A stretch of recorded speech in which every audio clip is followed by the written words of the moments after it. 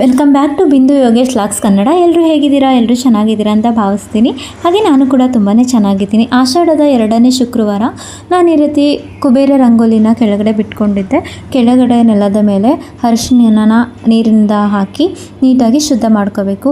ಅದ್ರ ಮೇಲೆ ಸ್ವಲ್ಪ ಗಂಧ ಎಲ್ಲ ಹಾಕಿ ನೀಟಾಗಿ ಶುದ್ಧ ಮಾಡಿಕೊಂಡು ನಾವು ಅದಕ್ಕೆ ಇದರ ಕುಬೇರ ರಂಗೋಲಿನ ಹಾಕೋಬೇಕಾಗತ್ತೆ. ಈ ಕುಬೇರ ರಂಗೋಲಿನ ಹಾಕೋದ್ರಿಂದ ತುಂಬಾ ಶ್ರೇಯಸ್ಸು. ಹಾಗೆ ಈ ದೀಪ ಹಚ್ಚೋಬೇಕಾದ್ರೆ ನಾವು ಕುಬೇರ ರಂಗೋಲಿನ ಹಾಕಬೇಕಾಗತ್ತೆ. ಹಾಗೆಯೇ ನಾನಿಲ್ಲಿ ಒಂದು ದೊಡ್ಡದು ಮಣ್ಣಿನ ದೀಪನ ತೊಗೊಂಡಿದ್ದೀನಿ.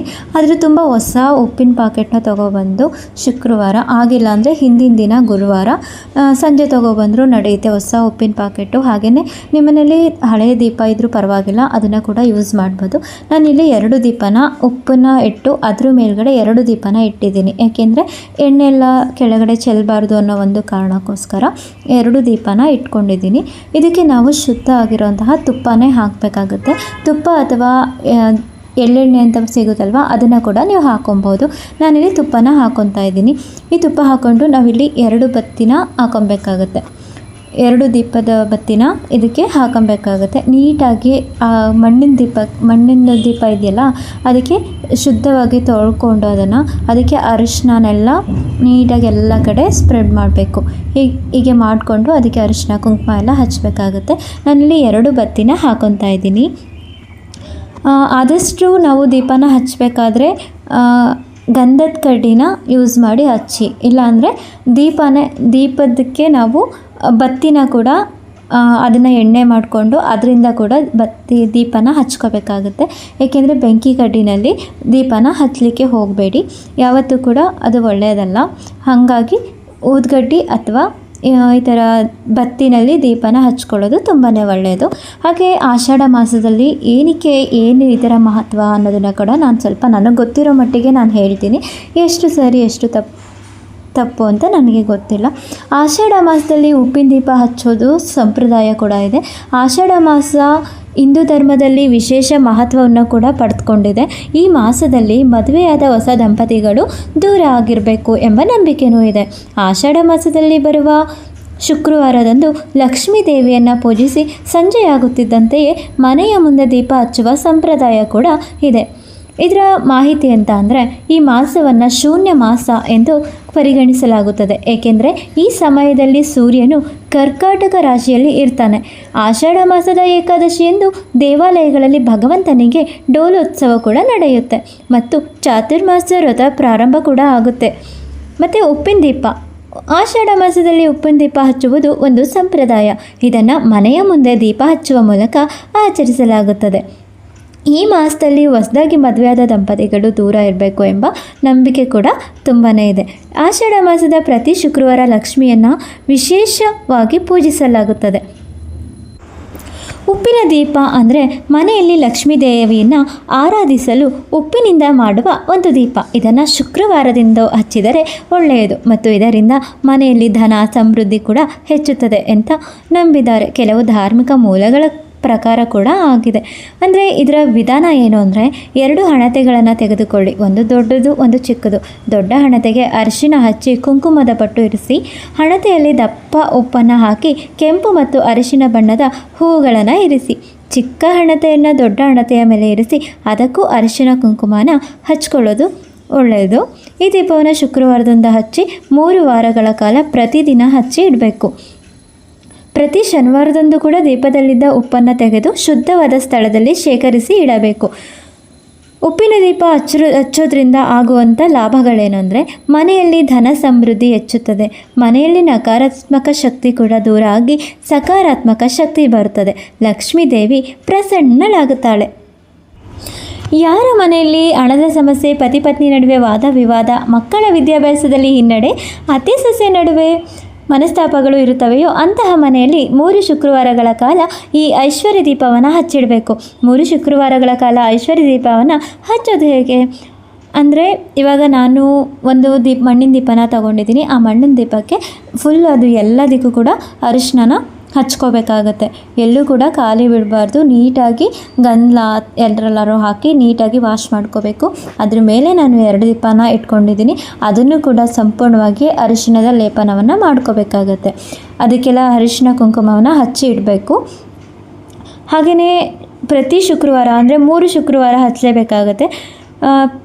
ಶುಕ್ರವಾರ ದಿನವನ್ನು ವಾರದ ಇನ್ನಿತರ ದಿನಗಳಲ್ಲಿ ಪ್ರಮುಖವಾದ ದಿನ ಎಂದು ನಾವು ಅಭಿಪ್ರಾಯವನ್ನು ಪಡ್ತಾ ಇದ್ದೀವಿ. ಯಾಕಂದರೆ ಈ ದಿನ ಪೂಜೆ ಕೆಲಸಗಳು ನಮಗೆ ಹಣ, ಸಂಪತ್ತು, ಸಮೃದ್ಧಿಯನ್ನು ತರುತ್ತದೆ ಅನ್ನೋ ನಂಬಿಕೆ ಕೂಡ ಇದೆ.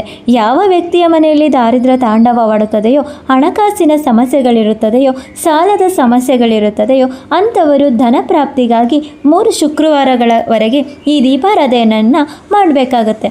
3 ಶುಕ್ರವಾರಗಳ ಕಾಲ ಸಂಕಲ್ಪವನ್ನು ಮಾಡಿಕೊಂಡು ಶ್ರದ್ಧಾಭಕ್ತಿಯಿಂದ ಈ ದೀಪವನ್ನು ಹಚ್ಚಿದರೆ ಜೀವನದ ಎಲ್ಲ ರೀತಿಯಾದ ಹಣಕಾಸಿನ ಸಮಸ್ಯೆಗಳು ಕೂಡ ದೂರ ಆಗುತ್ತೆ.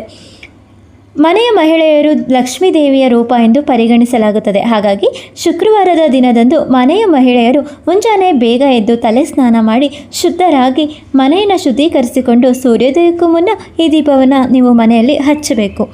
ನೀವು ಈ ದೀಪವನ್ನು ಮುಂಜಾನೆ ಸಮಯದಲ್ಲೂ ಕೂಡ ಹಚ್ಚಬಹುದು ಅಥವಾ ಮುಸ್ಸಂಜೆ ಸಮಯದಲ್ಲೂ ಕೂಡ ಹಚ್ಕೋಬೋದು. ಈ ದೀಪವನ್ನು ಹಚ್ಚಲು ನೀವು 2-3 ದಿನ ಮುನ್ನವೇ ಸಿದ್ಧತೆಯನ್ನು ಮಾಡಿಕೊಳ್ಬೇಕಾಗುತ್ತದೆ. ಮಾರುಕಟ್ಟೆಯಿಂದ 2 ಮಣ್ಣಿನ ದೀಪ ಮತ್ತು 1 ಮಣ್ಣಿನ ತಟ್ಟೆಯನ್ನು ತೊಗೊಬನ್ನಿ, ಅಥವಾ ಈ ಥರ ದೊಡ್ಡ ದೀಪ ತಂದರೂ ಪರವಾಗಿಲ್ಲ, ನಾನು ಇಟ್ಟಿದ್ದೀನಲ್ವ ಅದೇ ಥರ. ಇದನ್ನು ಚೆನ್ನಾಗಿ ನೀರಿನಲ್ಲಿ ತೊಳೆದು ದೀಪ ಮತ್ತು ತಟ್ಟೆ ಒಣಗಲು ಬಿಡಬೇಕು. ಅದರಲ್ಲಿ ಯಾವುದೇ ರೀತಿಯ ನೀರಿನ ಅಂಶ ಇರಬಾರ್ದು. ಹಾಗೆಯೇ ದೀಪವಾಗಿರ್ಬೋದು ಅಥವಾ ತಟ್ಟೆ ಆಗಿರ್ಬೋದು ತುಂಡಾಗಿರಬಾರ್ದು ಅಥವಾ ಯಾವುದೇ ಹಾನಿಗೆ ಒಳಗಾಗಿರಬಾರ್ದು. ಅದನ್ನು ನೆನಪಲ್ಲಿಟ್ಕೊಳ್ಳಿ. ಶುಕ್ರವಾರದಂದು ದೀಪ ಹಚ್ಚೋ ಮುನ್ನ ಮಣ್ಣಿನ ತಟ್ಟೆಗೆ ಸಂಪೂರ್ಣವಾಗಿ ಅರಿಶಿಣವನ್ನು ಹಚ್ಚಿ, ಎಲ್ಲಿಯೂ ತಟ್ಟೆ ಖಾಲಿ ಇರಬಾರ್ದು, ಸಂಪೂರ್ಣವಾಗಿ ಅರಿಶಿಣ ಲೇಪಿತವಾಗಿರಬೇಕು. ನಂತರ ಆ ಮಣ್ಣಿನ ತಟ್ಟೆಯಲ್ಲಿ ಕಲ್ಲುಪ್ಪನ್ನು ಹಾಕಿ ಪುಡಿ ಉಪ್ಪನ್ನು ಬಳಸಬೇಡಿ. ಯಾಕೆಂದರೆ ಲಕ್ಷ್ಮೀ ದೇವಿಯು ಕಲ್ಲುಪ್ಪಿನಲ್ಲಿ ವಾಸ ಆಗಿರ್ತಾಳೆ ಮತ್ತು ಆಕೆಗೆ ಪ್ರಿಯವಾದ ವಸ್ತು ಕೂಡ ಆಗಿದೆ ಅಂತ ನಂಬಲಾಗಿದೆ. ದೀಪಕ್ಕೆ ಎಳ್ಳೆಣ್ಣೆ ಅಥವಾ ತುಪ್ಪನ ಹಾಕ್ಕೊಳ್ಳಿ. ನಾನಿಲ್ಲಿ ತುಪ್ಪನ ಹಾಕ್ಕೊಂಡಿದ್ದೀನಿ. ನಂತರ 1 ಮಣ್ಣಿನ ದೀಪಕ್ಕೆ ಅರಿಶಿಣವನ್ನು ಸಂಪೂರ್ಣವಾಗಿ ಹಚ್ಚಿ, ಆ ಕುಂಕುಮವನ್ನು ಹಚ್ಚಿ ಉಪ್ಪು ಹಾಕಿಟ್ಟ ತಟ್ಟೆಯ ಮೇಲೆ ಈ ದೀಪವನ್ನು ಇಟ್ಟು ಅದಕ್ಕೆ ಅಕ್ಷತೆಯನ್ನು ಹಾಕಿ. ಈ ಪ್ರತಿ ದೀಪಕ್ಕೆ ನಾವಿಲ್ಲಿ ಜವಾದು ಪೌಡರ್ ಅಂತ ನಿಮಗೆ ಸಿಗುತ್ತೆ. ಆ ಜವಾದು ಪೌಡರ್ನ ಈ ಥರ ದೀಪಕ್ಕೆ ಅಥವಾ ಕಳಸಕ್ಕೆಲ್ಲ ಹಾಕೋದ್ರಿಂದ ಲಕ್ಷ್ಮಿಗೆ ಸುಗಂಧಭರಿತವಾದ ವಸ್ತುಗಳಂದರೆ ತುಂಬಾ ಇಷ್ಟ. ಹಾಗಾಗಿ ನಾನು ಜವಾದು ಪೌಡರ್ನ ಕೂಡ ದೀಪಗಳಿಗೆ ಹಾಕೊತಾ ಇದ್ದೀನಿ. ನೀವು ಕೂಡ ಹಾಕೊಳ್ಳಿ. ಮಾರ್ಕೆಟಲ್ಲಿ ಸಿಗುತ್ತೆ, ಅದು ತಗೊಬನ್ನಿ, ಜವಾದು ಪೌಡರ್ ಅಂತ ಹೇಳಿ. ಹಾಗೆ ದೀಪಕ್ಕೆ ಎಳ್ಳೆಣ್ಣೆ ಅಥವಾ ತುಪ್ಪನ ಹಾಕೋದು ತುಂಬಾ ಶ್ರೇಷ್ಠ. 2 ಬತ್ತಿಗಳನ್ನು ತೆಗೆದುಕೊಂಡು 2 ಜೋಡಿಸಿ 1 ಬತ್ತಿಯನ್ನಾಗಿ ಮಾಡಿ ಎಣ್ಣೆ ಹಾಕಿರೋ ದೀಪದಲ್ಲಿ ಇಟ್ಟು ದೀಪವನ್ನು ಬೆಳಗಿಸ್ಬೇಕಾಗುತ್ತೆ. ಈ ಉಪ್ಪಿನ ದೀಪವನ್ನು ನೀವು ಮನೆಯ ದೇವರ ಕೋಣೆಯಲ್ಲಿ ಹಚ್ಚಿಡಬೇಕು. ಈ ರೀತಿಯಾಗಿ ಉಪ್ಪಿನ ದೀಪವನ್ನು 3 ಶುಕ್ರವಾರಗಳ ಕಾಲ ಲಕ್ಷ್ಮೀ ದೇವಿಯು ಮುಂದೆ ಹಚ್ಚಿಡಬೇಕು. ನಂತರ ದೇವಿಯ ಬಳಿ ಹಣಕಾಸಿನ ಸಮಸ್ಯೆಗಳು ಬಾರದಂತೆ ಕಾಪಾಡಲು ಬೇಡಿಕೊಳ್ಳಿ. ಐಶ್ವರ್ಯ ದೀಪ, ಉಪ್ಪಿನ ದೀಪವೆಂದು ಕರೆಯಲಾಗುವ ಈ ದೀಪವನ್ನು 3 ಶುಕ್ರವಾರಗಳ ಕಾಲ ಹಚ್ಚಿಡಬೇಕು. ಪ್ರತಿ ಶುಕ್ರವಾರ ನೀವು ಈ ದೀಪವನ್ನು ಹಚ್ಚಿದ ನಂತರ ಮರುದಿನ ಅಂದರೆ ಶನಿವಾರ ದಿನದಂದು ಶುದ್ಧರಾಗಿ ದೀಪದಲ್ಲಿನ ಉಪ್ಪನ್ನು ತೆಗೆದು 1 ಪೇಪರ್ ಅಥವಾ ಡಬ್ಬ ಅಥವಾ ಯಾವುದೇ ಚೀಲದಲ್ಲಿ ಹಾಕಿ ಶುದ್ಧವಾದ ಸ್ಥಳದಲ್ಲಿ ಶೇಖರಿಸಿ ಇಟ್ಟುಕೊಳ್ಳಿ.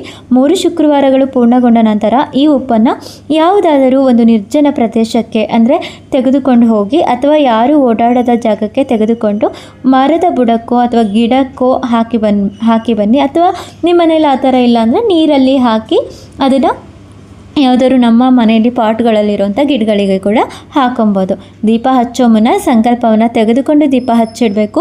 ಐಶ್ವರ್ಯ ದೀಪ ಹಚ್ಚಿದ ದಿನದಂದು ಮನೆಯಲ್ಲಿ ಮಾಂಸಾಹಾರ, ಮದ್ಯ, ಇನ್ನಿತರ ಆಹಾರಗಳ ಸೇವನೆಯನ್ನು ಮಾಡಬಾರ್ದು. ಈ ದೀಪವನ್ನು ನೀವು 3, 5 ಅಥವಾ 9 ವಾರಗಳವರೆಗೂ ಕೂಡ ಮಾಡ್ಬೋದು. ಈ ದೀಪನ ವಿಶೇಷವಾಗಿ ಯಾವ ಟೈಮು ಅಂತ ಅಂದರೆ ಆಷಾಢ ಮಾಸ, ಹಾಗೆ ಶ್ರಾವಣ ಮಾಸ ಮತ್ತು ಲಕ್ಷ್ಮೀ ಪೂಜೆಗಳಲ್ಲಿ ಮಾಡಲಾಗೋದು. ಇದು ಒಂದು ಶ್ರದ್ಧೆಯ ದೀಪ ಅಂತ ಕೂಡ ಹೇಳ್ಬೋದು. ಮಹಾಲಕ್ಷ್ಮಿಯನ್ನು ಆಕರ್ಷಿಸುತ್ತದೆ. ಧನ, ಐಶ್ವರ್ಯ ಮತ್ತು ಶುಭತೆಯ ನಿಗೂಢ ಶಕ್ತಿಯನ್ನು ತರುವ ವಿಶ್ವಾಸ ಕೂಡ ಇದೆ. ಬಡತನ ತೊರೆಯುತ್ತದೆ, ಮನೆಯಲ್ಲಿ ಶಾಂತಿ ಸಮಾಧಾನ ಬರುತ್ತದೆ, ವಾಸ್ತುದೋಷ ಪರಿಹಾರ ಆಗುತ್ತೆ ಎಂದು ಕೆಲವರ ನಂಬಿಕೆ. ಉಪ್ಪು ಅಂದರೆ ಶುದ್ಧೀಕರಣದ ಚಿಹ್ನೆ ಅಂತ ಹೇಳ್ಬೋದು. ಉಪ್ಪು ದೇಹದಷ್ಟೇ ಮನಸ್ಸಿನಲ್ಲಿಯೂ ಶುದ್ಧತೆಯನ್ನು ಕೂಡ ತರುತ್ತದೆ ಎಂಬ ನಂಬಿಕೆ ಕೂಡ ಇದೆ. ಜ್ಞಾನ, ದೇವತಾ ಕೃಪೆ ಮತ್ತು ಪ್ರಕಾಶವನ್ನು ಸೂಚಿಸುತ್ತದೆ. ಉಪ್ಪು ಬಳಸಿದ ದೀಪ ಹಚ್ಚುವುದು ನಕಾರಾತ್ಮಕ ಶಕ್ತಿಗಳ ನಿವಾರಣೆ ಮತ್ತು ಮನೆಯಲ್ಲಿ ಸಕಾರಾತ್ಮಕ ಸ್ಪಂದನೆ ತರಲು ಸಹಾಯ ಮಾಡುತ್ತದೆ. ಕೆಲವು ಜಾನಪದ ಕಥೆಗಳ ಪ್ರಕಾರ ದೇವತೆಗಳು ಕೋಪಗೊಂಡಾಗ ಅಥವಾ ಮನೆಯಲ್ಲಿಯ ಧನವಿಷ್ಕಾರ ಕಡಿಮೆಯಾಗುತ್ತಿದ್ದರೆ ಉಪ್ಪಿನ ದೀಪ ಹಚ್ಚಿ ಲಕ್ಷ್ಮೀ ದೇವಿಯನ್ನು ಪ್ರಾರ್ಥಿಸಬೇಕು ಎಂದು ಹೇಳಲಾಗುತ್ತದೆ. ಮಹಾಲಕ್ಷ್ಮಿ ವ್ರತ, ಗೃಹಲಕ್ಷ್ಮಿ ಪೂಜೆಗಳಲ್ಲಿ ಈ ದೀಪವನ್ನು ಬಳಸುತ್ತಾರೆ. ಮನೆಯಲ್ಲಿ ದಕ್ಷಿಣ ದಿಕ್ಕಿನಲ್ಲಿ ಹಚ್ಚಿದರೆ ದುಷ್ಟಶಕ್ತಿಗಳು ದೂರ ಹೋಗುತ್ತದೆ ಎಂಬ ನಂಬಿಕೆ ಕೂಡ ಇದೆ. ಮನೆಯ ಪ್ರವೇಶದ ಬಾಗಿಲಿಗೆ ಎದುರು ಪೂಜಾ ಮಂದಿರದ ದಕ್ಷಿಣ ಪೂರ್ವ ದಿಕ್ಕಿನಲ್ಲಿ ಇಡಬಹುದು ಕೂಡ ಅಂತ ತಿಳಿಬಹುದು. ಸಂಪೂರ್ಣ ಶ್ರದ್ಧೆಯಿಂದ ದೀಪ ಹಚ್ಚಬೇಕು. ದೀಪ ಹಚ್ಚುವಾಗ ಜಪ ಮಾಡುವುದು ಉತ್ತಮ. ಪ್ರತಿ ವಾರ ಶನಿವಾರ ಅಥವಾ ಶುಕ್ರವಾರ ದೀಪವನ್ನು ಹಚ್ಚೋದು ಶ್ರೇಷ್ಠ ಫಲವನ್ನು ಕೊಡುತ್ತೆ. ದೀಪ ಹಚ್ಚಿದ ಮೇಲೆ ಮನೆಯವರು ಒಟ್ಟಾಗಿ ದೇವಿಗೆ ಆರತಿ ಹಾಕಿದರೆ ಕುಟುಂಬದಲ್ಲಿ ಹಾಗೆ ಇನ್ನೊಂದು ಮಾಹಿತಿ ಏನು ಗೊತ್ತಾ, ಇಡೀ ಉಪ್ಪನ್ನು ಉಪಯೋಗಿಸ್ಬೇಡಿ, ಹಿಗ್ಗಿದ ಉಪ್ಪು ಮಾತ್ರ ಉಪಯೋಗಿಸ್ಬೇಕು. ಅಂದರೆ ಬಳಕೆಯಲ್ಲಿರುವ ಉಪ್ಪನ್ನು, ತಂದಿರುವ ಉಪ್ಪು ಅಥವಾ ರಂಧ್ರದಿಂದ ಬಿದ್ದ ಉಪ್ಪನ್ನು ಬಳಸಬೇಡಿ. ಮನಸ್ಸಿಗೆ ಶಾಂತಿ ತರೋದಕ್ಕೆ ಉಪ್ಪಿನ ದೀಪ ಹಚ್ಚಿದಾಗ ಸಾಂಸ್ಕೃತಿಕ ಶ್ಲೋಕಗಳನ್ನ ಹೇಳ್ಬೋದು. ದೀಪಂ ಜ್ಯೋತಿರ್ಮಯಂ ಯತ್ನೇನಾ ಸಿದ್ಧಿ ಸರ್ವತ್ರ ನಿಜಸ್ಪದೇಹ. ದೀಪವೇ ಜ್ಞಾನ, ಅದು ಎಲ್ಲಿಯಾದರೂ ಬೆಳಕನ್ನು ತರಲಿ ಅಂತ ಇದರ ಅರ್ಥ. ದೀಪಂ ಜ್ಯೋತಿರ್ಮಯಂ ಯತ್ನೇನಾ ಸಿದ್ಧಿ ಸರ್ವತ್ರ ನಿಜಾಸ್ಪದೆ. ಅಂದರೆ ಇದರ ಅರ್ಥ ದೀಪವೇ ಜ್ಞಾನ, ಅದು ಎಲ್ಲಿಯಾದರೂ ಕೂಡ ಬೆಳಕನ್ನು ತರಲಿ ಎಂಬುದು ಒಂದು ನಂಬಿಕೆ. ಆಯಿತಾ?